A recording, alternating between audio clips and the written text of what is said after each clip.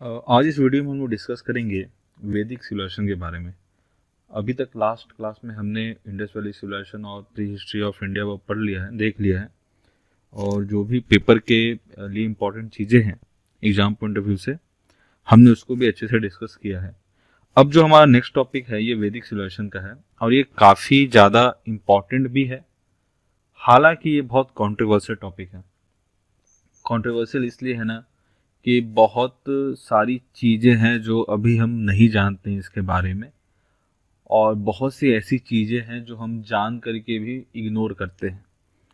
तो क्योंकि ये आज के मतलब प्रेजेंट के लिए वो एक्सेप्टेबल नहीं है, तो इन सब चीज़ों के ऊपर में थोड़ा डिस्कशन चलेगा। ये टॉपिक बहुत इंटरेस्टिंग है, मेरे अकॉर्डिंग बहुत इंटरेस्टिंग है। एग्ज़ाम पॉइंट ऑफ व्यू से बहुत ज़्यादा क्वेश्चन यहाँ से नहीं निकल करके आएगा, फिर भी आगे जो हम लोग हिस्ट्री पढ़ेंगे वो कहीं ना कहीं उसका बेस यहाँ पर है। मतलब हम जो भी हम पढ़ेंगे ना आगे चल करके इंडियन हिस्ट्री में, चाहे वो मुगलों का दौर भी क्यों ना हो, कुछ ना कुछ कड़ी यहाँ से जुड़ेगी, इस टॉपिक से जुड़ेगी। इसलिए टॉपिक बहुत इंपॉर्टेंट है, और हम लोगों के लिए भी, हिस्ट्री के स्टूडेंट हो और या फिर ऐसे जिनका हिस्ट्री में क्यूरियोसिटी है, उनके लिए भी बहुत इंपॉर्टेंट टॉपिक है। तो डिस्कस करते ही हमेशा डिबेटेबल इशू है, इसमें बहुत सी चीज़ें ऐसी आएंगी जो आपको एक्सेप्टेबल नहीं होगा, जो हमको कुछ चीज़ें एक्सेप्टेबल नहीं होंगी, बहुत सी चीज़ें ऐसे हैं। तो हम लोग सब कुछ देखते चलेंगे, और जो भी हमने कंटेंट डेवलप किया है वो नेट से रिसर्च करके ही किया है। और कुछ भी डाउट हो, आपको लगता है कि ये सही नहीं है, हमने सही नहीं बताया, तो कमेंट में ज़रूर बताइए, मैं रेफरेंस दूंगा कि मैंने उसको कहाँ से लिया है। और डिबेटेबल टॉपिक है तो जाहिर सी बात है हर किसी के अकॉर्डिंग एडजस्ट नहीं हो पाएगा, फिर भी हम रिसर्च ही कर सकते हैं। आप भी रिसर्च करिए कुछ टॉपिक अगर ऐसा। तो सबसे पहले देखते हैं क्या है, कोशिश तो करेंगे इस एग्जाम पॉइंट ऑफ व्यू तक ले जाएं, लेकिन ये इस क्लास में हम लोग बेस बनाएंगे, एक बेस बिल्डअप करेंगे। तो यहाँ क्या लिखा है, the Vedic civilisation was the culture and tradition of the society prevalent during the Vedic as.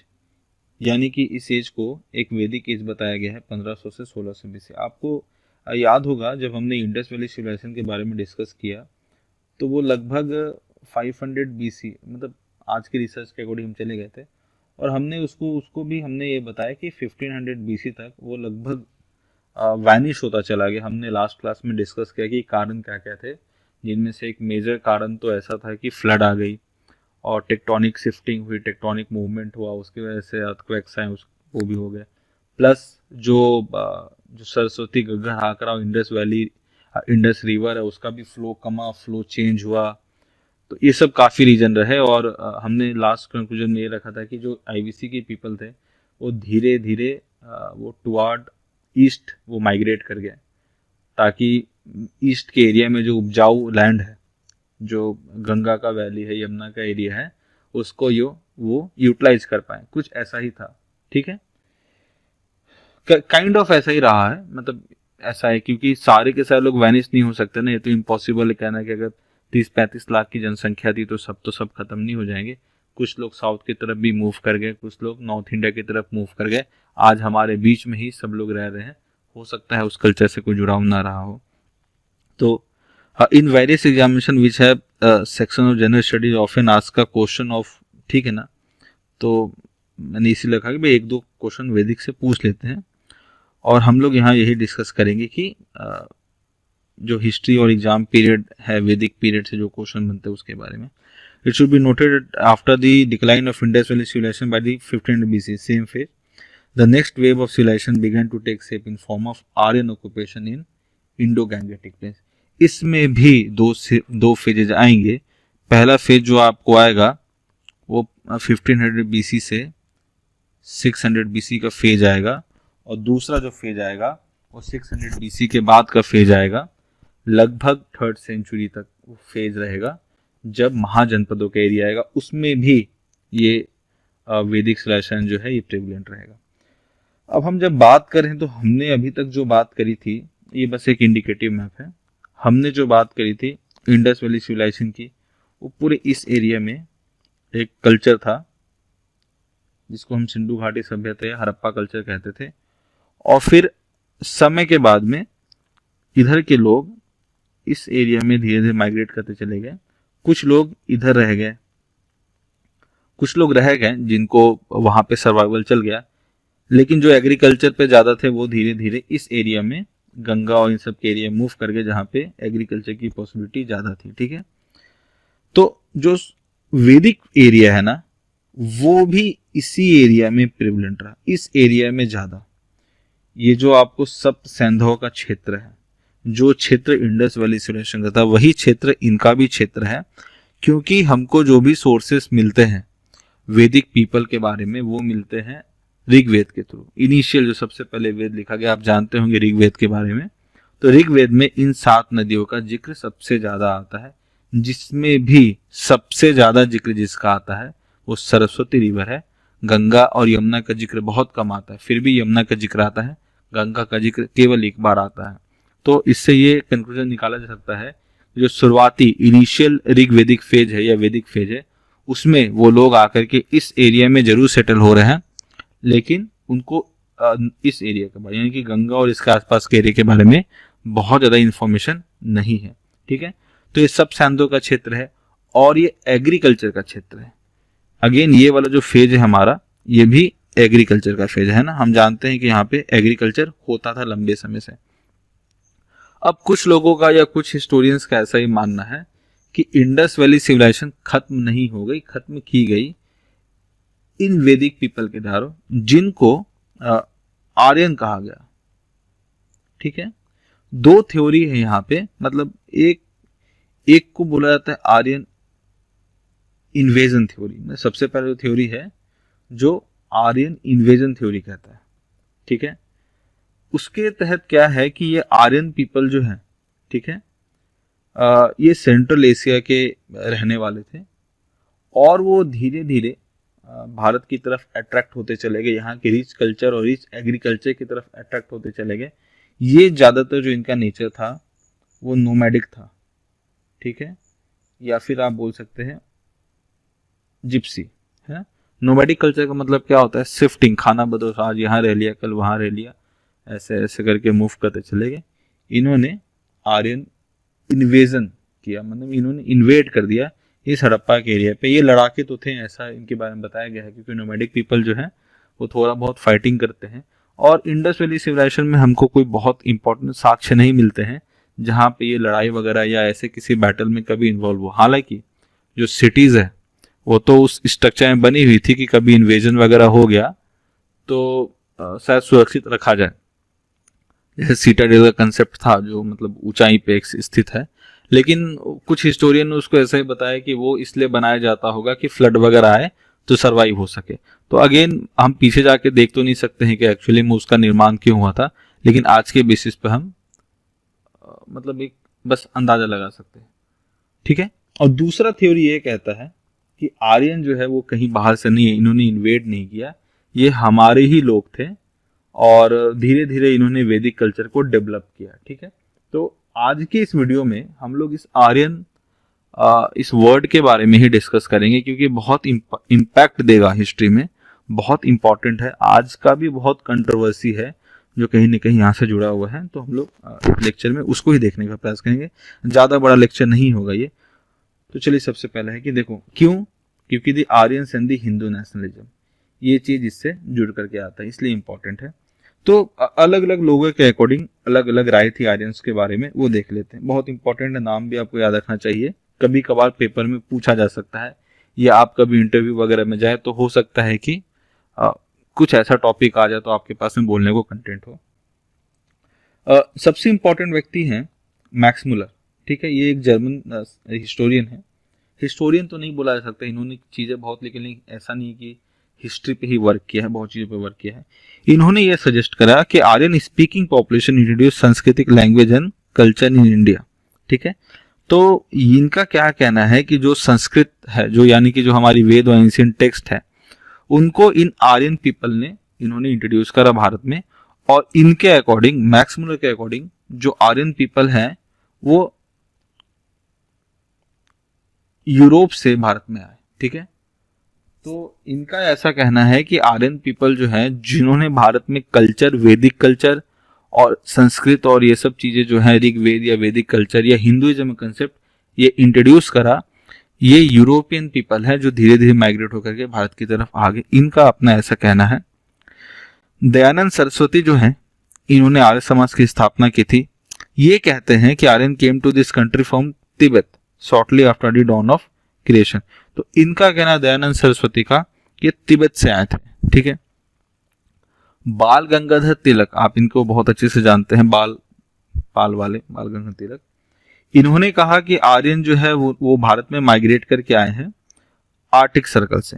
तो जो दूसरा थ्योरी एक ऐसा है, वो कहता है आर्यन माइग्रेशन थ्योरी, आर्यन भारत में माइग्रेट होकर के बाहर से आए। ठीक है। आरएसएस के लीडर गोलवालकर कहते हैं कि तिलक सही है, ये आर्टिक से ही आए। ठीक है। अब आर्टिक 8000 ईस्वी पूर्व, ये कहते हैं 8000 ईस्वी पूर्व। ठीक है। लेकिन हमको साक्ष्य जो मिले हैं वो तो इसको बिल्कुल खंडित करते हैं। वो कहते हैं कि जो वैदिक कल्चर है वो 1500 बीसी के पहले नहीं एग्जिस्ट करता था, उसके पहले हड़प्पन कल्चर एग्जिस्ट करता था। ठीक है। वो भी हम लोग देखेंगे कैसे। Tilak was right about the arctic origin but their north pole was in India at that time. तो देखो ये तो बड़ा अटपटा सा चीज है। ये कहते हैं तिलक तो सही है कि आर्यन नॉर्थ पोल से आए थे, यानी कि नॉर्थ पोल कहने के बाद वो ठंडे प्रदेश से पूरा, लेकिन जिस जमाने में वो माइग्रेट करके आया उस जमाने में नॉर्थ पोल भारत में हुआ करता है। ऐसा तो हमको देखने को मिला ही नहीं हिस्ट्री में, और जब कभी रहा होगा उस समय मानव जाति नहीं रही थी। ठीक है। मतलब साइंस तो नहीं प्रूफ करता। स्वामी विवेकानंद कहते हैं कि Aryan came from India and ancient India including Afghanistan. मतलब इनका कहना है कि आर्यन भारतीय ही हैं, मतलब इसी भूखंड के हैं, लेकिन उनका जो शुरुआती जो निवास रहा है वो अफगानिस्तान और ईरान के आसपास के एरिया में रहा है। और आप ऐसे जानते होंगे कि आप ईरान को लिखें और आप आर्यन को लिखें, और प्रोनाउंस जब आप करेंगे तो आप कुछ ना कुछ सिमिलर एंड पे पहुंच जाएंगे, ईरान आर्यन इस तरीके से। तो ऐसा कहा जाता है कि ईरानियन पीपल ही आर्यन पीपल, ऐसे करके हम लोगों ने यहाँ पे कह दिया कि आर्यन है या ईरानियन है, इस तरीके से। श्री अरबिंदो क्या कहते हैं कि Dravidian language were closely related to Sanskrit. तो इनका कहना देखो, ये क्या कह रहे हैं कि द्रविडियन भाषा और जो संस्कृत भाषा है वो एक दूसरे से मिली है। तो इनका कहना है कि फिर आर्यन जो है वो अपने ही लोग हैं, अपने ही यहाँ के, कोई माइग्रेशन, कुछ चीजें नहीं हुई। हालांकि बहुत सारी सिमिलरिटी है साउथ इंडियन लैंग्वेज में और संस्कृत में, इसमें भी कोई दो राय नहीं है। बहुत सारे शब्द लिखने की पद्धति बिल्कुल बराबर है। ये मैप हम रखते हैं, जब जरूरत पड़ेगी यहाँ पे आएंगे। तो चलो इन सब कुछ क्वेश्चन को हम लोग डिस्कस करते हैं कि why do people move and settle. देखो, मूव एंड सेटल आज भी हम लोग क्यों करते हैं? एक अच्छे लाइफस्टाइल के लिए। कोई भी मूव करता है तो एक अच्छे लाइफ स्टाइल के लिए ही मूव करता है। लाइफ स्टाइल का मतलब क्या? आपको रोटी कपड़ा मकान ये आसानी से मिल जाए। अब कोई आदमी दिल्ली में जाके जॉब करता है, या साउथ में जाके जॉब करता है, बॉम्बे में जाके जॉब करता है, कलकत्ता में जाके जॉब करता है। क्यों जॉब करता है वहाँ पे? क्योंकि वहाँ जॉब आसानी से मिल जाते हैं, बहुत सारी कंपनियां हैं, और आपको जॉब आसानी से मिल गया तो आपके पास में इनकम है, तो आप अपना घर, खाना वाना सब चला लोगे। लेकिन आप किसी गांव में छोटे में बैठे होगे तो वहाँ पे आपके पास में अपॉर्चुनिटी ही नहीं है काम करने की। अपॉर्चुनिटी है भी तो इनकम बहुत ज़्यादा नहीं है। आप गांव में बहुत एग्रीकल्चर के अलावा बहुत अच्छा काम कुछ नहीं कर सकते हो। आई मीन कोई मॉल वॉल, छोटा मोटा भी मॉल वॉल डाल दो, शॉपिंग कॉम्प्लेक्स बना दो, कुछ नहीं चलने वाला गाँव में। आप वही चीज़ अगर शहर में आके काम करो तो आप ज़्यादा इनकम करोगे।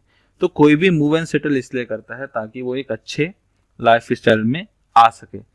अब यहाँ जब हम हिस्ट्री कंटेक्स्ट में बात करेंगे तो लोग क्यों मूव करते थे?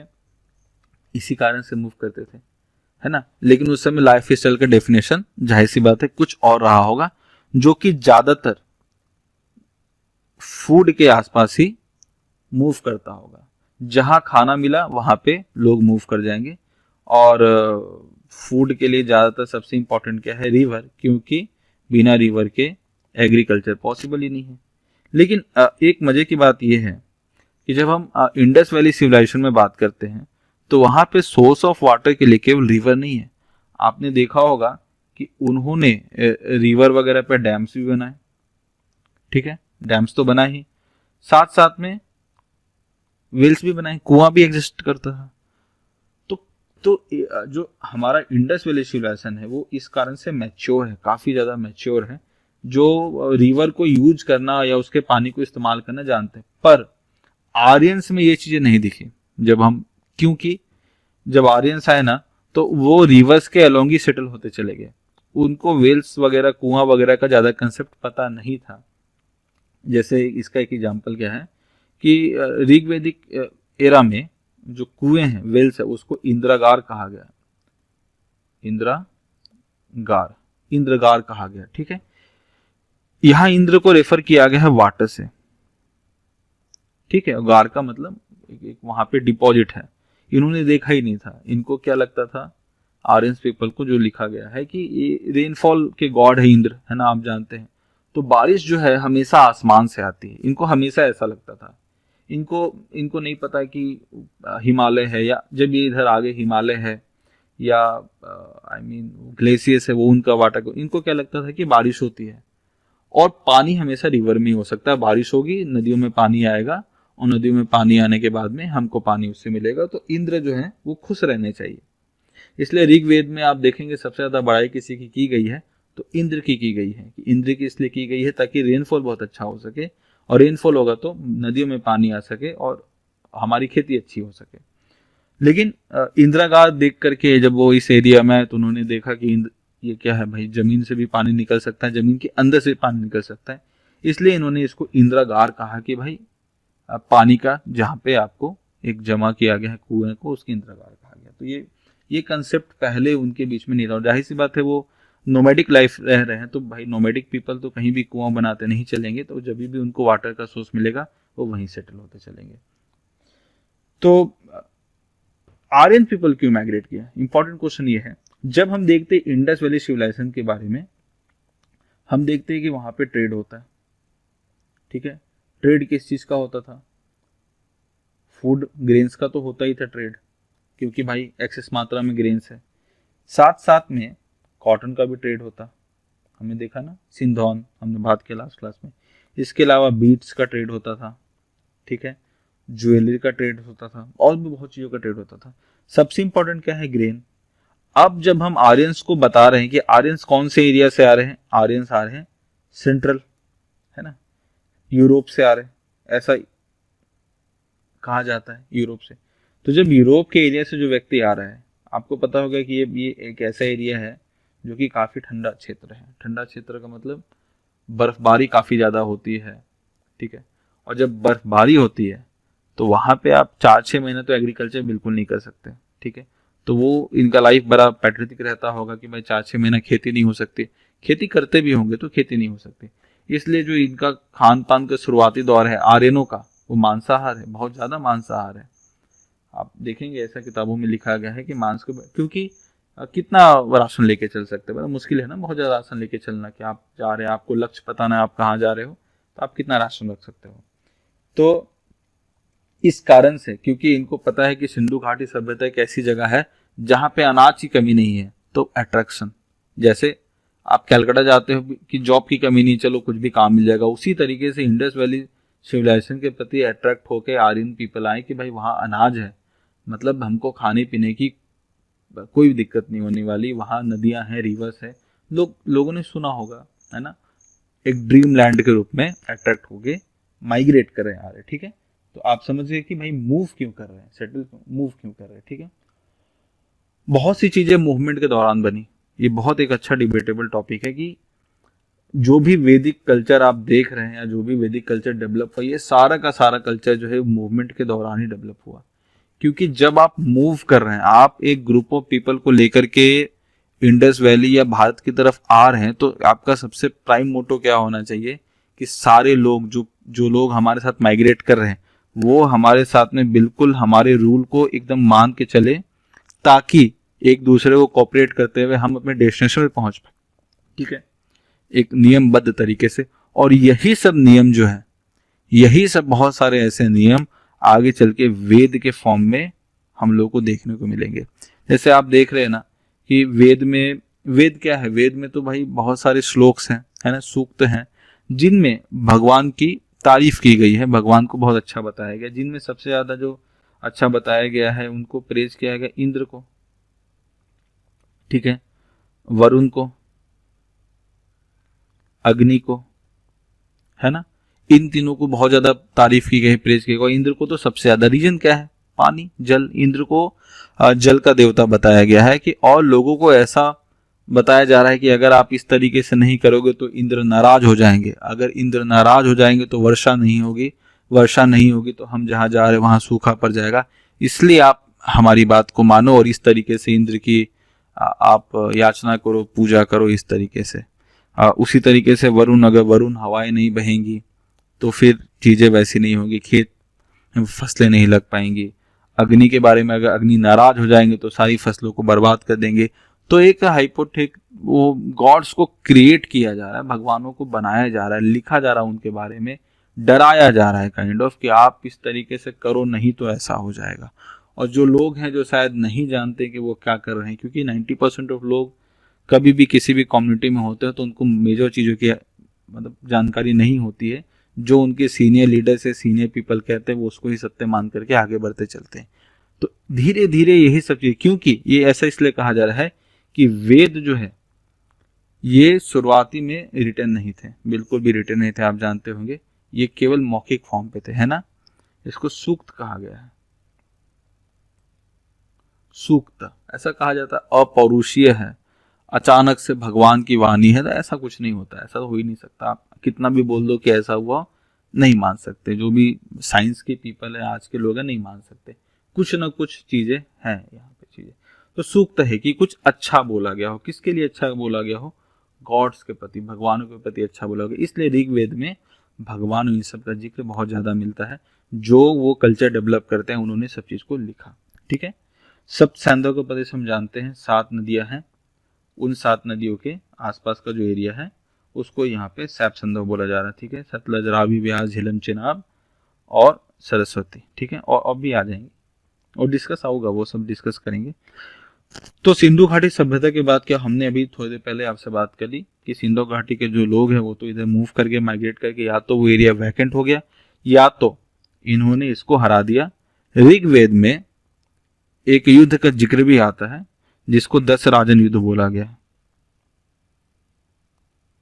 10 राजन युद्ध बोला गया। हो सकता है कि ये युद्ध उसी चीज से संबंधित हो सकता है कि जो area already Indus Valley civilisation के द्वारा ऑक्युपाइड है उनके ऊपर में अटैक हुआ हो, वो हार गए हो और फिर उनको दास बना लिया गया हो या दस्यु बना लिया गया हो, दास बना करके उनको, गुलाम बना करके उनको रख लिया गया हो, ठीक है। पॉसिबिलिटी है, ये बहुत इंटरेस्टिंग है। इस तरीके से आपको भी मन में क्यूरियोसिटी आ रही होगी, आप भी टॉपिक को सर्च करो, इंटरनेट पे देखो, यूट्यूब पे देखो, बहुत जगह पे लोगों ने बनाया है, अच्छे कंटेंट है। हिस्ट्री को इस तरीके से पढ़ोगे आप तो ही दिमाग में बैठेगा। ये बड़ा एक क्वेश्चन है कि अर्बनाइजेशन टू रूरल एरिया हम कैसे आ गए, अर्बनाइजेशन से ग्रामीण, यानी कि शहरीकरण से ग्रामीण। देखो कैसा, जब हम इंडस वैली सिविलाइजेशन के बारे में बात करते हैं तो पूरी अर्बन कल्चर है, पूरी अर्बन कल्चर, नालियां हैं, बाथरूम्स है, स्टेडियम्स है, 2 मंजिले मकान है, ईंटें हैं, साइंस है, डैम्स है ना, ड्रेनेज सिस्टम है। लोथल में आप देख रहे हैं आपने कि वहाँ पे पोर्ट है। इतनी ज़्यादा टेक्निकली डेवलप्ड एक एरिया, अचानक से वहाँ जो लोग आए वो ग्रामीण हो गए। उन्होंने, आप देखोगे कि वैदिक कल्चर के पीरियड में कभी भी इस तरीके का मकान का जिक्र नहीं आता कि 2 मंजिला मकान बना, नालियां बनी, कभी जिक्र नहीं। कब क्या जिक्र आता है, तो हट्स है ना, स्कूल्स जो उस समय के गुरुकुल्स हैं वो हैं, वो भी गुरुकुल को कभी भी पक्के मकान नहीं। देखो इंडस वैली में पक्के मकान है, पक्के मकान का मतलब ईंटें हैं, जली हुई ईंटें हैं, पक्का है ना, काइंड ऑफ आज का पक्का मकान। लेकिन इंडस वैली सिविलाइजेशन के बाद वैदिक कल्चर में ऐसे पक्के मकान गए। तो ये तभी हो सकता है कि जब एक बहुत बड़ा कल्चरल मिसमैच हो।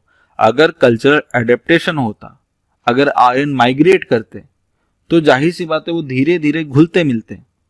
जो इंडस वैली सिविलाइजेशन की चीजें छोड़ी गई हैं उससे घुलते मिलते, क्योंकि उस समय उनके लिए नहीं रही होगी, जरूर लोग रहते होंगे, वो आए, लेकिन यहाँ मिक्सअप नहीं हो पाया, मिक्सअप नहीं हुआ। यहाँ पे अचानक से सामने वाले को स्वीप अप करके अपना साम्राज्य बसाया गया।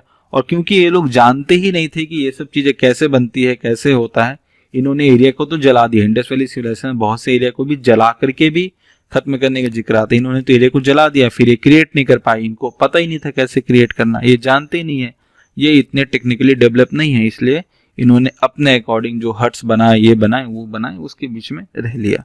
तो एक अर्बनाइजेशन से रूरल एरिया की तरफ हम डिग्रेड कर गए। ये बहुत आसान है समझना, इजीली है एक्सेप्ट करना, ठीक है। यमन्या पीपल कौन है, इसको तो हम अगले लेक्चर में, अगले ये में स्लाइड्स में देखेंगे, ठीक है। अब देखो यहाँ आर्यन क्या, देखो हमने बहुत अभी चीजें डिस्कस कर ली, अब बस थोड़ा सा नोट्स देखेंगे, ठीक है। आर्यन कौन है in Sanskrit and ancient Indo European language, देखो यहाँ भी लिखा हुआ है Indo European. The word Aryan refers to the noble ones, nobles one, ये भी याद रखना। मतलब आर्यो का मतलब क्या है, जो कि सुपीरियर है ना, सुपीरियर, आर्य का मतलब सुपीरियर। तो आर्य अगर सुपीरियर है तो फिर नीचे के कौन हो गए, तो मैंने बोला ना अभी दस्यूस या दास, दास पीपल, दस्यूस यानी जिसको गुलाम बना लिया गया। Aryan migrated from the ancestral home near the Caucasus Mountains north of the Black Sea in the Central Asia near modern day Russia। इनका कहना है कि ये रशिया से माइग्रेट करके आए Aryan people. They entered in the Indus valley through the fable Khyber pass, ये तो भाई एंट्री ही है हर चीज का। The Khyber pass cuts along the Hindu Kush mountain Pakistan India neighbour to the, याद रखना, ये पूछ सकते हैं पेपर के लिए कभी कभी। In contrast to the city dwelling Harappans the Aryans were nomads, देखो ये ना जिक्र है, हु रेज लाइव स्टॉक्स, हाँ ये मवेशी बहुत ज्यादा पालते थे। रोड चैरियट्स, इनके पास में रहते थे क्योंकि अपना सामान लेकर के ये नोमैड के रूप में मूव करते थे। एंड लव टू गैम्बल, जुआ वगैरह खेलना। अब आप देखो अगर गैम्बलिंग की बात आती है तो आपके दिमाग में सीधा क्या आएगा, महाभारत आएगा, कुरुक्षेत्र और कुरु, है ना, वहां भी चीजें गैम्बलिंग से ही शुरू हुई थी। आपको ध्यान में होगा युधिष्ठिर और दुर्योधन के बीच में गैम्बलिंग इस तरीके गेम चल रहा था। उसके बाद सीता माता और ये सब जो भी चीजें हुई, सीता माता कहता हूँ, द्रौपदी और ये सब जो चीजें हुई वो गैम्बलिंग का है। तो यहाँ भी इस तरह की चीजें लिखी गई हैं, तो रिलेट करने के लिए आपके पास में चीजें हो सकती है। दे लिव्ड इन सिंपल, देखो मेरा तो मानना है कि महाभारत और रामायण ये जो भी है ये काइंड ऑफ स्टोरीज ही हैं, पर इनमें बहुत से फैक्ट रियल्स है। मतलब 50% जो है वो रियलिटी है और 50% उस रियलिटी को बेस दिया गया है, ठीक है। They lived in simple homes, they grouped in clan, simple homes है ना, देखो इंडस वैली सिविलाइजेशन बहुत अच्छे होते हैं, यहाँ सिंपल होम्स है। They grouped in clan and herded sheep goat, they were ruled by the various chief call rajas, राज है यहाँ पे, है ना, राजास। चलो चलो यमन्या पीपल के बारे में देखा, देखो ये मैप बड़ा इंटरेस्टिंग है ना, यहाँ है भारत, आप देखो this is India and this is यमन्या पीपल, ठीक है। कब है, 3000 BC, ईसा के जन्म के 3000 साल पहले। तो ईसा के जन्म के 3000 साल पहले यहाँ पे कौन रह रहे हैं, यहाँ पे at a time Indus Valley civilisation के लोग रह रहे हैं, सिंधु घाटी सभ्यता है। ऐसा कहा गया है कि ये अमन्य लोग है ना, ये अमन्य लोग ये धीरे धीरे इस तरफ माइग्रेट करते चले गए, ठीक है, अल्ताई माउंटेन्स की तरफ में। ये एरिया है जहाँ पे अभी हमने देखा कि कॉकस माउंटेन्स और ये सब हैं चीजें हैं, ये यहाँ से फिर इस तरफ एरिया में गए और फिर ये धीरे धीरे नीचे की तरफ में इस एरिया में माइग्रेट कर रहे हैं, ठीक है। ये माइग्रेट करते करते फिर यहाँ पे इंडस वैली सिविलाइजेशन के एरिया में, और ये इधर भी माइग्रेट किए, BAMC कल्चर के, बाइजेंटाइन कल्चर की तरफ भी मूव करे, और फिर यहाँ से भी इन्होंने कुछ अपने में कल्चरल ट्रांसफॉर्मेशन किया, उसके बाद ये फिर इस तरफ भी माइग्रेट करे। यानी कि दो तरीके के लोग, दो आर्यन कल्चर भारत की तरफ में आया। एक यमन्य पीपल थे जो कि from central Asia, central Europe इस क्षेत्र से आ रहे हैं, और एक ऐसे वही यमन्य पीपल में एक विंग जो है वो नीचे की तरफ भी आ गया, ईरानियन कल्चर को टच करते हुए ये जारगोस माउंटेन के आसपास में इस एरिया में यहाँ पे रहने के बाद में ये वापस भारत की तरफ आया। यही लोग, इनमें से भी यमन्य में से भी पैस्टोरियल पीपल, ये भी विश्व में हर जगह पे धीरे धीरे फैल गए। ये एनाटोलिया प्लेटू यानी कि तुर्की का एरिया हो गया, यहाँ पे भी ये लोग आए ब्लैक सी के आसपास में, ये देखो कॉकेसस माउंटेन्स का पार्ट है। तो यही कहा जाता है कि सोर्स यही है जो कॉमन सोर्स है जो कल्चर के बंटने का। उसके बाद धीरे धीरे वो अलग अलग एरिया में मूव करते चले गए और फाइनली उन्होंने भारत में अपना एक वेल सेटल एरिया बनाया।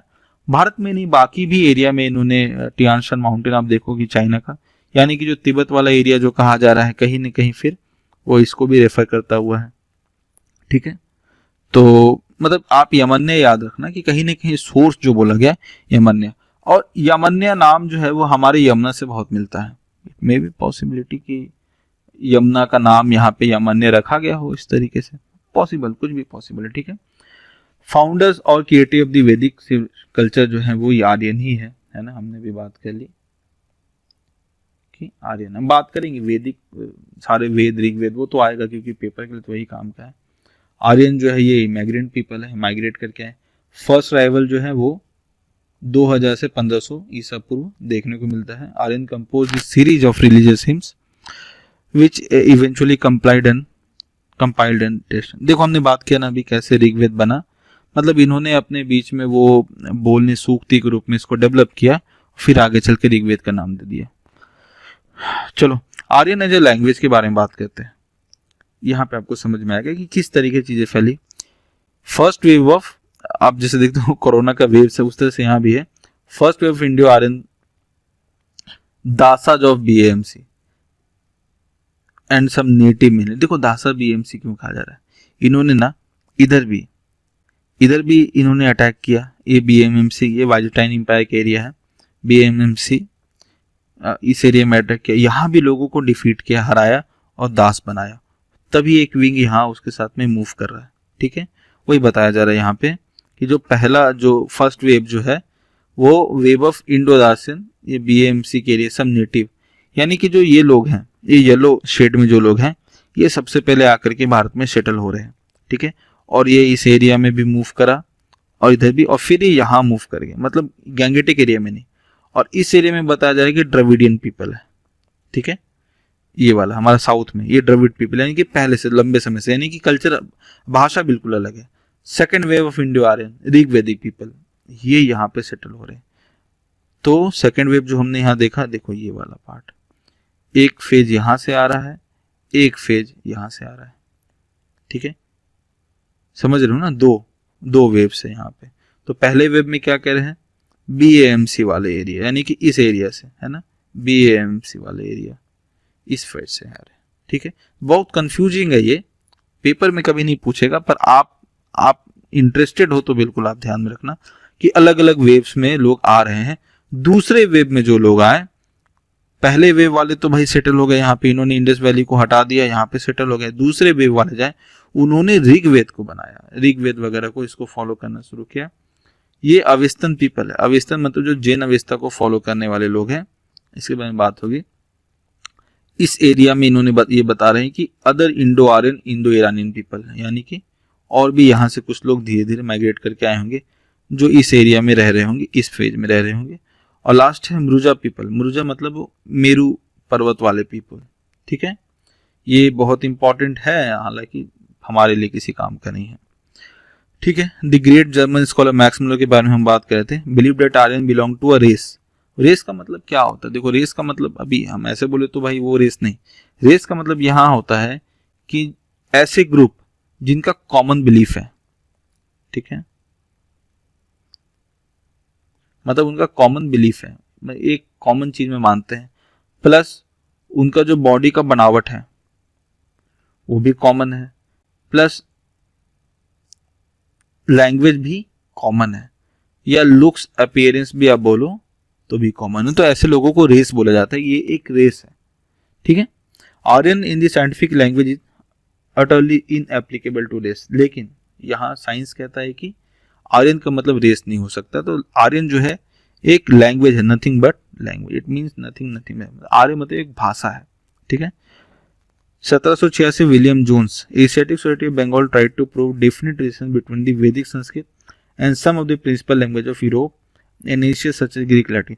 अब देखो विलियम जोन्स और एशियाटिक सोसाइटी तो इस बात पे अड़ गई कि वो आर्यन और यूरोप के बीच में संबंध दिखा सकते हैं। कैसे, इससे क्या फायदा होगा, इससे भारत में रूल करने में बहुत आसानी होगी। आपको पता होगा एशियाटिक सोसाइटी जो है वो 1784 में जो बना था, उसको बनाने का मेन कारण ही यही था कि इंडिया के कल्चर को और एशिया के कल्चर, क्योंकि उस समय भारत ही केवल नहीं था ब्रिटिश एरिया में, एशिया के कल्चर को स्टडी किया जाए, समझा जाए, और फोकस इस बात का था कि लोगों को बांटा जाए, कैसे डिवाइड करना है। तो एक फेज को इन्होंने बोल दिया कि भाई आप आर्यन हो, आप सुपीरियर हो, ठीक है। जो नॉर्थ इंडिया के पीपल है उनको सुपीरियर बता, उसमें से भी आधे लोगों को दस्यु दास बना दिया गया, तो लोगों के मन में भी आया कि भाई वी आर सुपीरियर, और सुपीरियर को जो रिकॉग्नाइज करता है वो उसकी ही बात मानता है। तो Britishers recognise them as superior, Britishers ने बोला कि आप सुपीरियर हो, यानी जो आज का अपर कास्ट का एक तबका है उसको ब्रिटिशर्स ने बोला कि आप सुपीरियर हो, क्योंकि आप आर्यन हो, आप बाहर से आए हो, आप यहाँ कल्चर लेके आए हो, आपने वेदों को बनाया है। तो उन्होंने उस चीज को एक्सेप्ट किया, उनको भी प्राउड फील हुआ कि हाँ ठीक है, सामने वाला हमारी रिस्पेक्ट कर रहा है। लेकिन क्यों कर रहा है आप आज समझ सकते हो, ताकि बहुत आसानी से रूल किया गया। उन्होंने सोसाइटी के कुछ लोगों को रूल किया, बाकी लोग तो ऑलरेडी रूल किए जा रहे थे, उन्होंने उस पर ग्रास बना लिया आसानी से। ठीक है, ओरिजिनल होमलैंड हमने बात करी है, Vedic Aryans were neither foreigners not did they migrate in India but were the indigenous people. ठीक है, ये भी एक थ्योरी है, हमने भी देखा। रिगार्डेड सब Sindhu as the original home, मतलब सप्त सिंधु को ओरिजिनल होम कहा जाए। अब ये बात भी मानने में बुराई नहीं है कि बाहर से वो आए चाहे जो भी हो, लेकिन उन्होंने अपना जो पहला एरिया बनाया वो सब सिंधु का प्रदेश को ही बनाया और वहीं से कल्चर को डेवलप किया। एक बहुत, जब हम वैदिक कल्चर को बात करें, बहुत ऑर्गेनाइज कल्चर है। जो ऑर्गेनाइज, जो चीजें को वो लेकर के आ रहे थे, लंबे समय से वो लेकर के आ रहे थे, उसी कल्चर को यहाँ पे इन्होंने बहुत अच्छे फॉर्म में रखा। वैदिक जो धर्म है वो बहुत अच्छा है, क्योंकि उसमें बहुत सारी चीजें हैं, बहुत सारे लिमिटेशंस है, आपको बंद के रहना है। बाद में जरूरत अनुसार लोगों ने बहुत चेंजेस करा, महाजनपद के फेज में लोग देखेंगे। कुछ यूरोपियन स्कॉलर ये कहते हैं कि बाल्टिक सी का एरिया जो है ये आर्यनों का, हमने देखा अभी जो रशिया के नीचे का है। तिलक कहते हैं कि पोलर रीजन है और ये सेंट्रल एशिया वगैरह का ये एरिया है। ठीक है, in 1862 Max Muller claimed that Iran means Aryan expanse, है ना, अभी जो हमने बात कर रहा था। However the racial connotation of this reflect the fundamental lack of understanding in old Persian Arya refer to speakers of language not a race. ठीक है, क्या माना जाए क्या नहीं माना जाए ये तो आज के डेट में बड़ा डाउटफुल है। In the period preceding migration to India, अब देखो एक और चीज है, migration to India they settle in Iran and central India. देखो ये ऑक्सस और जो जकार्तिस है, ये इसको अमू दरिया कहा गया है। ठीक है, ये जो कास्पियन सी और इस पार्ट का एरिया है, कुछ लोगों का ऐसा कहना है कि आर्यंस जो है वो पहले वहां पे आकर के सेटल हुए, फिर वो आके मूव करे, जो हमने यमन्या वाले मैप में भी देखा है। इन एशिया माइनर इंडिया, ये तो ठीक है। ये देखो इसके बारे में, भूगज कोई के बारे में, ये बहुत इंपॉर्टेंट है, पेपर में पूछ देते हैं। भूगज कोई जो है यहाँ पे खुदाई हुई, ठीक है, और खुदाई होने के बाद में यहाँ पे बहुत सारे ऐसे चीजों के बारे में पता चला जो आज के वैदिक कल्चर से मिलता है। ठीक है, मतलब भोगज कोई में जो चीजें यहाँ पे एक्सकैवेट होके निकली, वहां से कुछ गॉड्स की इमेजेस मिले, ऐसे गॉड्स की इमेजेस जो ऋग्वेद में भी आगे चल करके जिक्र है। ठीक है, तो यहाँ पे फिर ऐसा एक इंटरप्रिटेशन निकाला गया कि जो इस एरिया में, यानी कि ये अमू दरिया के आसपास जो लोग रहते थे, वही लोग आगे चल करके आर्यन के रूप में भारत की तरफ आ गए।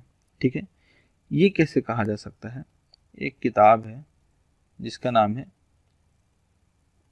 जैन अवेस्ता। जैन अवेस्ता और ऋग्वेद में बहुत सी चीजें सिमिलर है। ठीक है, और ये जैन अवेस्ता जो है ये आज ईरान के एरिया में ये प्रिवेल करता है, और ऋग्वेद जो है ये पूरे भारत में प्रिवेल करता है, लेकिन चीजें कहीं ना कहीं सेम है। और इस ईरान को ही आप आर्यन लिख दो तो बात चल जाता है इस तरीके से। ठीक है, इसमें इंद्र का भी जिक्र आता है, इसमें आपको वरुण का भी जिक्र आता है, और जैन अवेस्ता इनके अकॉर्डिंग जो गॉड है उनका नाम है अहुरा माजदा। ठीक है, अब एक चीज समझने वाली बात है कि यहां जो अहुरा है, इन्होंने ऐसा भी लिखा है कि आर्यंस ने ना अहुरा पे अटैक करा।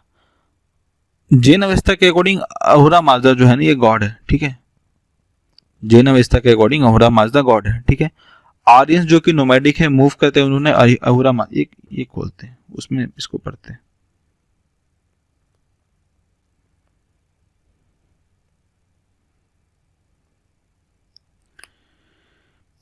क्या है, थोड़ा सा इसको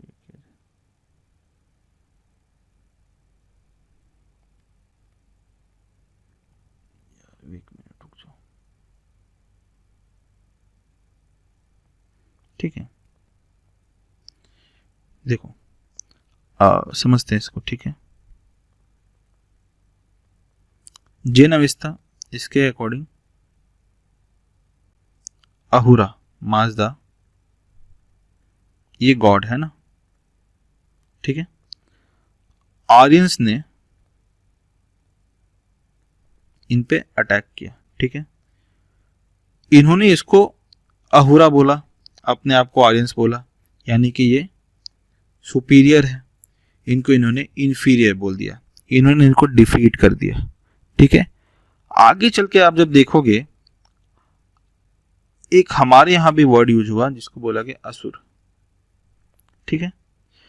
और आर्यन ने इनको भी डिफीट किया, हराया। असुर कौन कहे गए, वो इनको असुर कहा गया। देखो यहां भी आर्यन ने अटैक करके अहुरा माजदो को हराया, तो इनको अपना विपन अपना इनको एनिमी मान लिया। उसी तरीके से जब ये भी भारत में आए, मतलब आर्यन जब भारत में आए, जब इंडिया में ये आए, तो इंडिया में भी इनको लोग मिले जिनको इनको डिफीट करना पड़ा, उनको भी इन्होंने अहुरा ही कहा, और अहुरा की जगह धीरे धीरे ये असुरा हो गया। तभी ये सुर हो गए, गॉड्स हो गए, और जो इंडिजिनस पीपल थे, जो पहले से भारत के क्षेत्र में रह रहे थे, वो असुर हो गए, ठीक है। और धीरे धीरे जब ये फैलते चले गए, देखो इंडस वैली के एरिया में तो इनको कोई चैलेंजेस मिला नहीं, लेकिन जैसे ये आर्यन पीपल भारत के ईस्ट की तरफ मूव करते चले गए, तो इनको क्या हुआ, इनको नए नए चैलेंजेस मिले, बहुत से अलग अलग लोग मिले जिनको इन्होंने डिफीट करा। आप अगर मान के चलो कि अगर हम यहाँ पे महिषासुर और ऐसे ऐसे बहुत सारे लोगों का नाम लेते चले गए, तो उसमें कोई डाउट नहीं होगा कि शायद इनकी वार नहीं हुई होगी उस समय। मतलब आर्यंस ने, अब जैसे देखो आप, महिषासुर ही तो है, जो महिषासुर आप जो हम दशहरा दुर्गा पूजा मनाते हैं, पॉसिबिलिटी देखो, ये ऐसा नहीं कि आप इसको बिल्कुल पकड़ के बैठ जाना कि ऐसा क्यों बोल दिया, पॉसिबिलिटी, क्योंकि जो हमने पढ़ा है सिमिलैरिटी, जब आप दो तीन चीजों को पढ़ोगे तो आप सिमिलैरिटी निकालना शुरू करोगे, तो यहाँ पे सिमिलैरिटी निकलती है। आप जानते हो गयासुर, बहुत बड़ा वो जो बिहार का गया का क्षेत्र है, गयासुर वहां का राजा, बहुत सारे ऐसे असुर है ना, खरदूषण, ये सब असुर ही हैं तो एक तरीके से। तो इनके साथ में युद्ध होता चला गया, लोग हराते चले गए, है ना। भगवान राम आए, चाहे जो भी लोग आए, सबने डिफीट करा। रावण के साथ भी, रावण भी एक असुर ही है, ऐसा कहा जाता है, रावण भी असुर है। और जो जिस एरिया में जो लोग ये रह रहे हैं, जिस एरिया में सारी युद्ध हुई, युद्ध जब भी आप देखो, अगर महाभारत रामायण में युद्ध जो अगर दिखाया गया है, वो महाभारत में तो जरूर उस क्षेत्र में दिखाया गया, लेकिन रामायण वगैरह में जो इनिशियल फेज में युद्ध दिखाया गया है, वो सब के सब युद्ध ईस्टर्न एरिया में हुए हैं, ठीक है। झारखंड, बिहार, वेस्ट बंगाल, छत्तीसगढ़, उड़ीसा के क्षेत्र में दिखाए गए सारे युद्ध इस तरह से दिखाए गए हैं। और इस एरिया में आप तो जानते हैं लंबे समय से ट्राइबल ऑक्यूपेशन रहा है, तो कहीं न कहीं हो सकता है कि इन्हीं ट्राइबल पीपल जो यहाँ रहते हो उसको असुरों का नाम दे दिया गया हो अहुरा की वजह से। समझ रहे बात को?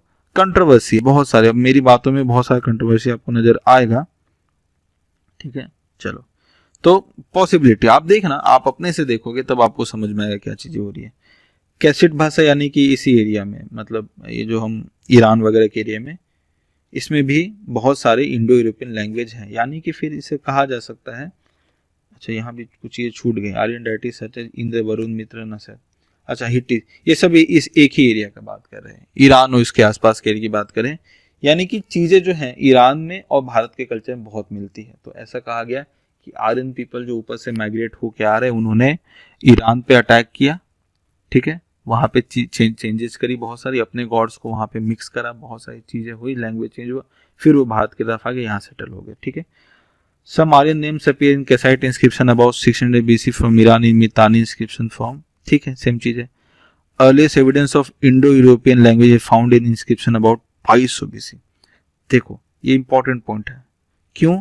क्योंकि जब हम भारत में बोलते हैं तो कब पहुंचे? 1500 BC पे, ठीक है, और यहाँ 2200 BC इराक में मिल रहा है, ठीक है।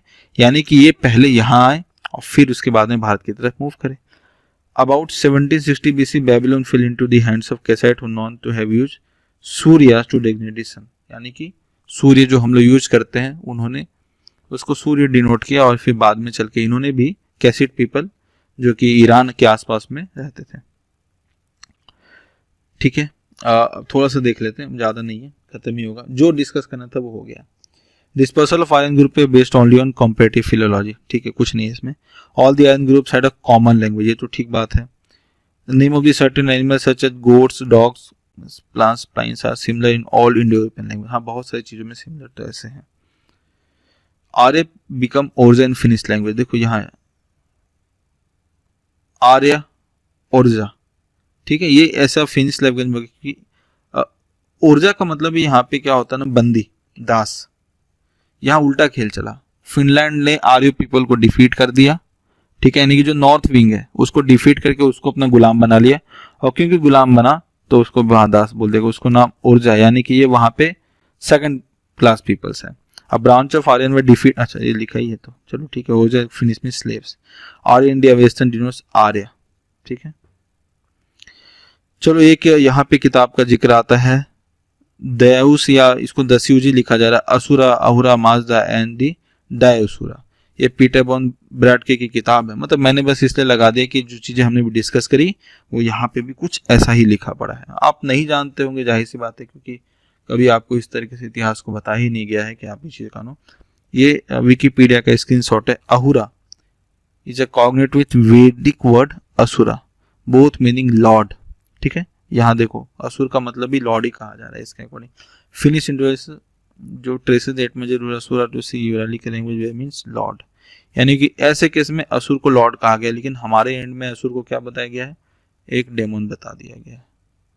ठीक है, यानी कि जिस सामने रह रहा है, जिसको डिफीट कर रहे हैं उसको हम। माजदा, ये तो माजदा का मतलब विजडम होता है, इंटेलिजेंस विजडम। ठीक है ना, माजदा का मतलब विजडम। वो था western Sanskrit word reflect proto Indo Iranian, Mazda for proto. चलो ठीक है, कुछ नहीं है, यहाँ खत्म करेंगे लेक्चर को। नेक्स्ट जो हम लोग वीडियो डिस्कस करेंगे वो इसको कंटिन्यू करेंगे, और वैदिक फिलोसॉफी और वो ऋग्वेद वगैरह है उसके ऊपर में ज़्यादा फोकस करेंगे। ये एक इंट्रोडक्शन बता, कंट्रोवर्सी भी बहुत सारी चीज़ें, कुछ नई चीज़ें भी सुनने को मिलेगी। आगे ही ऐसी बहुत सी डिस्कस करते रहेंगे। ठीक है, कमेंट जरूर करना, इसमें काफ़ी ज़्यादा लोगों को क्वेश्चन भी होगा, उसको भी डिस्कस करेंगे। चलो ओके, थैंक यू।